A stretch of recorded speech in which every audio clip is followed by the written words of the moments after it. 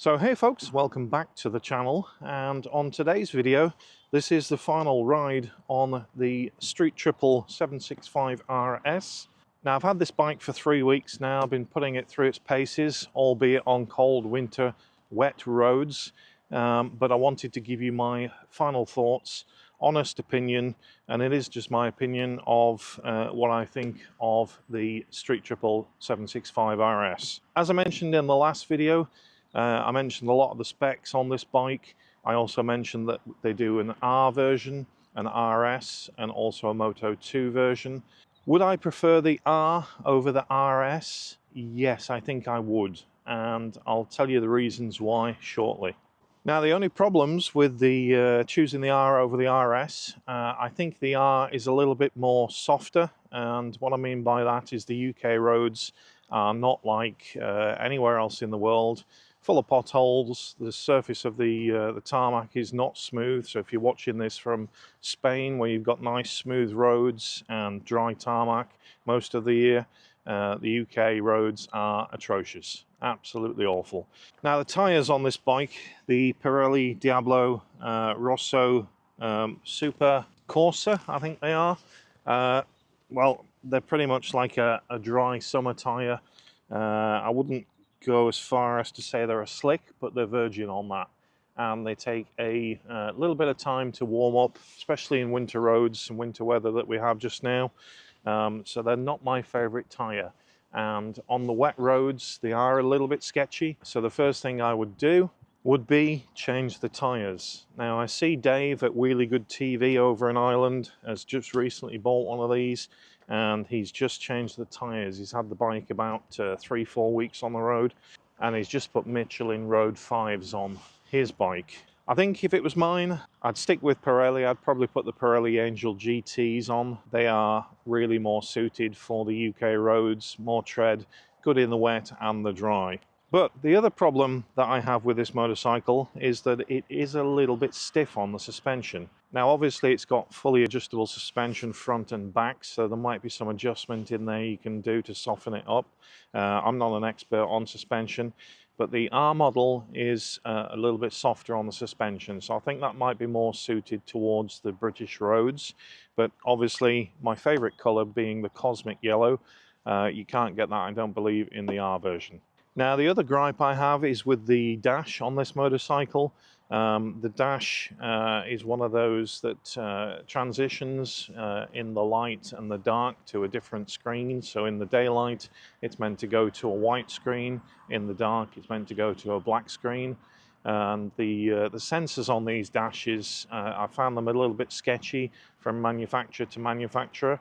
Especially this one today. Actually this is the first time it's gone white being daylight in all of the 3 weeks that I've been riding it, and even today you see the blue sky, and the sun's just come out, probably one of the only days that we've had blue sky, and I've seen it flicker between dark and light a couple of times on the way down here this morning, but now the screen's back to dark and it's fully daylight, so I don't really get that.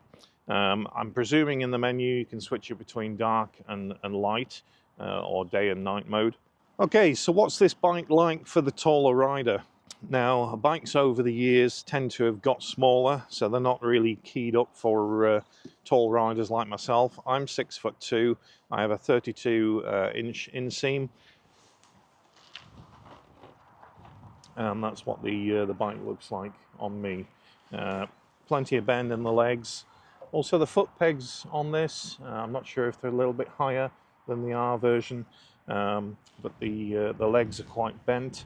I wouldn't say it's an uncomfortable position, but there is a little bit of weight on your wrists and you are a little bit forward. It's doable. The seat is okay. It's not the comfiest in the world, but there is plenty of padding. So I think this bike would be aimed at the type of rider that wants to go out for a Sunday blast. I wouldn't say it would be any good for commuting or if you're using it daily, especially on these winter roads that we've got just now.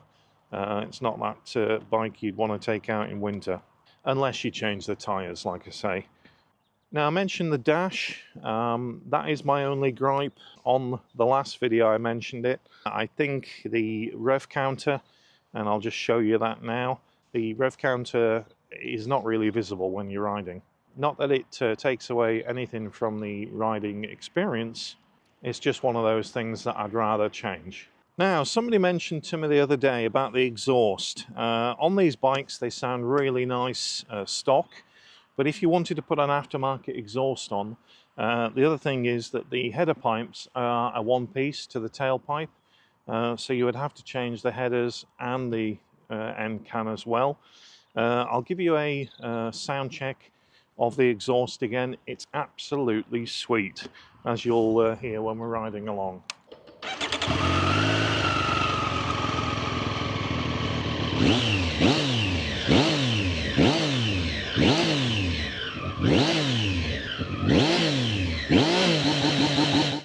Now, as you can hear there is a rev limiter. I think it's about 5,500 RPM, so in neutral you can only really rev it to that and it will just bounce off the rev limiter. Now, the plus points, I think if you're looking for a motorcycle with a good price tag for what you get, it's full of the best equipment. In my opinion, on a dry road with smooth tarmac, this is one of the best handling bikes you can buy for the money today. My only gripe is I think it's a little bit too good. And what I mean by that is, like I mentioned before, just for the UK roads, I think the RS is a little bit tuned more for smooth, dry tarmac, potentially track days if you were, taking your bike on track now and then. But there's workarounds. I'd change the tyres, I'd try and soften the suspension up a little bit, just so I could get this cosmic yellow and all of the top gadgetry that you've got on this bike. I think it's a real winner. And also the looks of this motorcycle, it absolutely looks the business. Would I have one in the garage? Absolutely. Would it be my only bike? No, definitely not. But if you're wanting a bike in the summer to go scratching around the lanes, this is the bike to do it on. Now, whether that's the R or the RS, that's entirely up to you. If you were going to have a look at this motorcycle, I would have a sit on both, try and have a test ride on both if you can, and judge for yourself which one suits you and which one you like best. So let's head back out on the bike. This bike goes back this week to Triumph. Will I miss it? Yes. Would I rather have had this bike in summer? Yes, but maybe we'll get it back.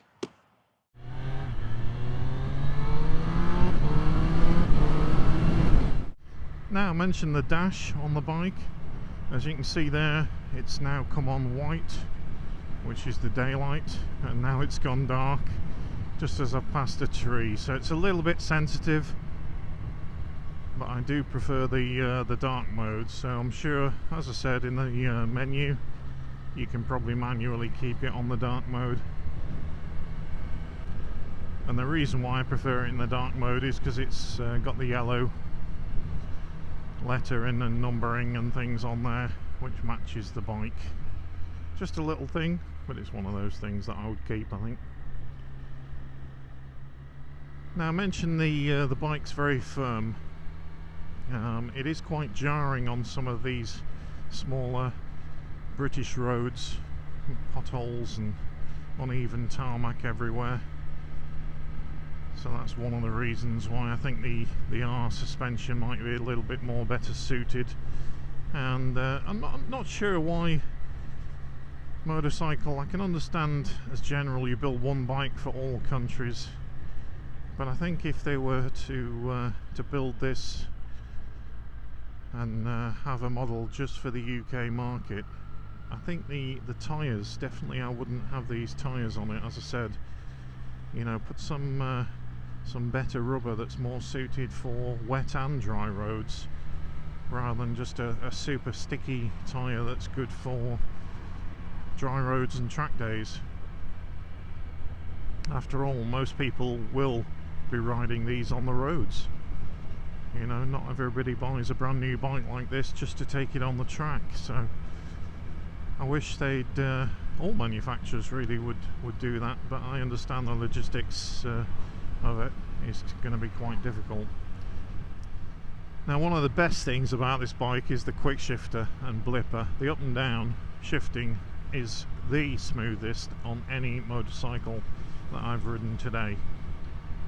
It is absolutely blinding good. Now, what have we got coming up on the channel in the next couple of weeks? Well, this goes back this week, and also the Royal Enfield Interceptor 650 goes back, and in place of the Royal Enfield we've got the Super Meteor 650, which I'm so looking forward to getting hold of and riding. And then just in the week there we had a radio station interview from Ride Time Radio over in Tenerife. That's hosted by my good friend Adam from Easy Rider Tenerife, the classic motorcycle rental company. He also has a radio station on the island.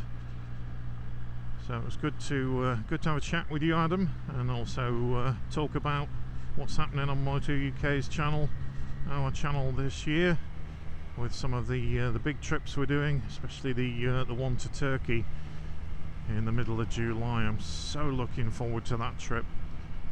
It's going to be absolutely epic.